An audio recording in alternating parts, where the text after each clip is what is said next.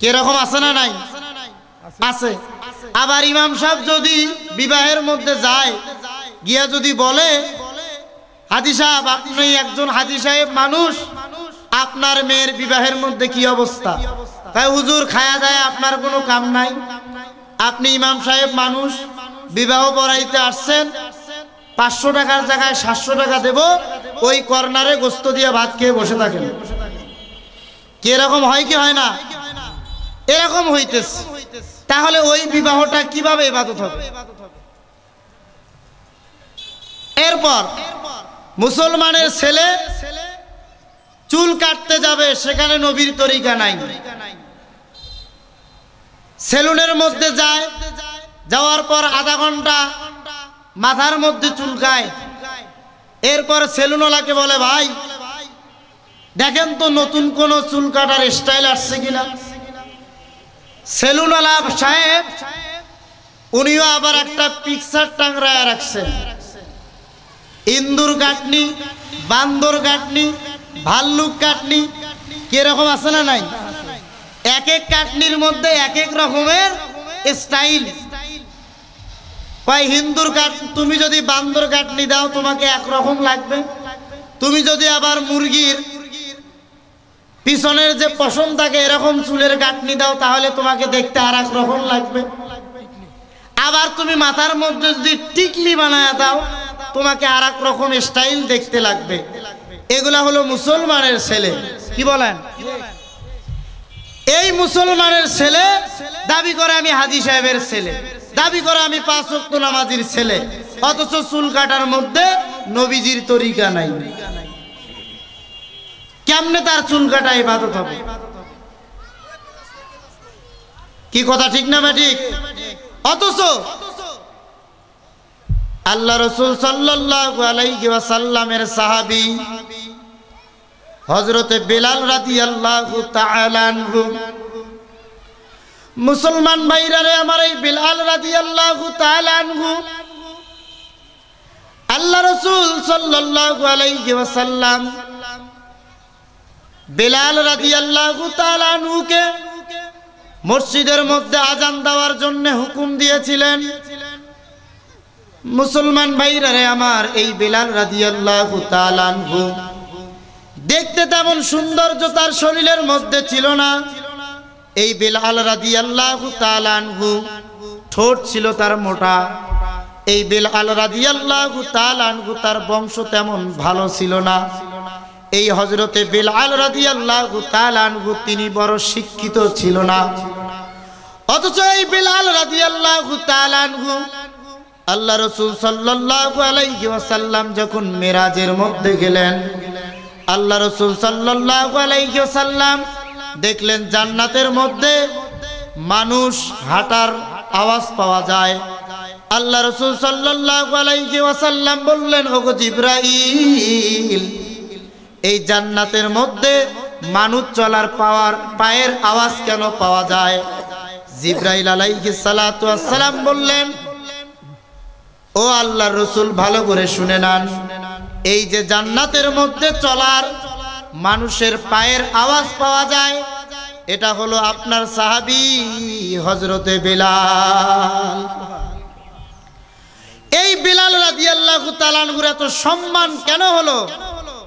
হযরতে বিলাল রাদিয়াল্লাহু তাআলা আনহু নবীকে এত মহব্বত করেন, এত ভালোবাসেন, গোসলখানার মধ্যে গোসল করতেছেন, অথচ টুপিটা মাথায় দিয়ে গোসল করতেছেন, মাথার থেকে টুপি ফালাচ্ছেন না।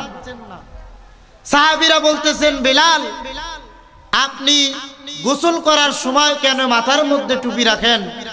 বলে, আমি নবীকে এত মহব্বত করি, আমার মনে হয় গোসল করার সময় যদি আজরাইল আইসা আমার জানটা কবজ করে নিয়ে যায়, তখন যেন আজরাইল দেখতে পারে নবীর মহব্বতের টুপি আমার মাথায় ছিল। এই হলো আল্লাহ রাসূলের মহব্বতের আশিক। এই বিলাল রাদিয়াল্লাহু তাআলা আনহু এত মর্যাদার অধিকারী কেমনে হলেন? হযরতে বিলাল রাদিয়াল্লাহু তাআলা আনহু, আপনারা ঘটনা জানেন, এমন একটা সময় ঈমান এনেছিল যেই সময় মানুষ ঈমান আনার কারণে তার উপরে অত্যাচার হতো, ঠিক না বেটি? এই বেলাল রাদিয়াল্লাহু তাআলা আনহু, আপনারা সকলেই ঘটনাটা জানেন। বারবার ঘটনাটা কেন বলা হয়? তার কারণ হলো আমাদের মরা দিল যেন জিন্দা হয়ে যায়, আমাদের ঈমান যেন বৃদ্ধি হয়ে যায়। এই বেলাল রাদিয়াল্লাহু তাআলা আনহুকে যখন জ্বলন্ত আগুনের মধ্যে তার শরীর থেকে কাপড় খুলে যখন এই বেলাল রাদিয়াল্লাহু তাআলা আনহুকে শোয়া দেওয়া হয়, বেলাল রাদিয়াল্লাহু তাআলা আনহুকে বলা হয়, বেলাল তুমি যদি ঈমান থেকে না সরো তাহলে তোমাকে এই জ্বলন্ত আগুনের মধ্যে রাখা হবে। হযরতে বেলাল রাদিয়াল্লাহু তাআলা আনহু দেখতেছেন তার শরীরের পোশাক খুলে জ্বলন্ত আগুনের মধ্যে শুয়ে দেওয়া হয়েছে। আর বেলাল রাদিয়াল্লাহু তাআলা আনহু নিজ কানে আওয়াজ পাইতেছেন যে জ্বলন্ত আগুন তার পিঠের চামড়া পসপস করে পুড়ে যাচ্ছে। বেলাল রাদিয়াল্লাহু তাআলা আনহুকে বলতেছেন, ঈমান থেকে যদি তুমি সরে যাও তাহলে তোমাকে এই আগুন থেকে সরানো হবে। এরপরও বেলাল রাদিয়াল্লাহু তাআলা আনহু কিন্তু ঈমান থেকে সরে নাই। এই বেলাল রাদিয়াল্লাহু তাআলা আনহু উনি যখন আযান দিতেন উনি আশহাদু বলতে পারতেন না, আসহাদু বলতেন। সাহাবায়ে কেরামরা বলল, গো আল্লাহর রাসূল, এত সাহাবী আছে স্পষ্ট ভাষায় তারা আযান দিতে পারে, ওগো আল্লাহর রাসূল স্পষ্ট ভাষায় আযান দেওয়া সাহাবী থাকতেও কেন আপনি যেই সাহাবী সিনের জায়গায় সিন বলে ওই সাহাবীকে কেন আপনি আযান দিতে দেন? আমাদের এখানে তো স্পষ্ট ভাষায় আযান দেওয়ার মতো সাহাবী আছে। আল্লাহ রাসূল সাল্লাল্লাহু আলাইহি ওয়াসাল্লাম চিন্তা করে দেখলেন কথা তো ঠিক, স্পষ্ট ভাষায় আযান দেওয়ার মতো সাহাবী তো আছে। আল্লাহ রাসূল সাল্লাল্লাহু আলাইহি ওয়াসাল্লাম বললেন, বেলাল আগামীকাল ফজরের আযান তুমি দিবে না, আর একজন সাহাবী দিবে। এই কথা শোনার সঙ্গে সঙ্গে হযরতে বেলাল রাদিয়াল্লাহু তাআলা আনহু দু চোখের পানি ছেড়ে বলে, ওগো মালিক, আমার কি অপরাধ? আমাকে আপনি কুৎসিত চেহারা বানায় আপনি আমাকে দুনিয়ার জমিনে পাঠাইছেন, এটা তো আমার কোনো অপরাধ না। ওগো আল্লাহ, দুনিয়ার মধ্যে আপনি আমাকে এমন একজন বংশের মধ্যে পাঠাইছেন যেই বংশের কোনো মূল্য নাই। ওগো আল্লাহ, এটা তো আমি বেলালের কোনো অপরাধ না। ওগো আল্লাহ, দুনিয়ার জমিনের মধ্যে আমি শিক্ষিত না,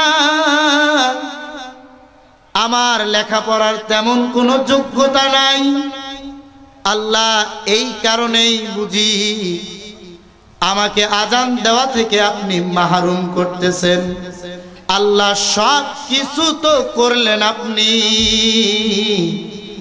আর নবীর পাশে আযান দেওয়ার থেকে মাহরুম হইলাম আমি। ওগো আল্লাহর রাসূল, আগামী কাল থেকে আমি বেলাল আযান দিতে পারবো না, এই আযান দেওয়ার থেকে আমি মাহরুম হয়ে থাকবো। আমি বেলাল কেমনে রাত্রে ঘুমাবো গো আল্লাহর রাসূল? হযরতে বেলাল রাদিয়াল্লাহু তাআলা আনহু রাতের মধ্যে যায় নামাজে দাঁড়ায়া,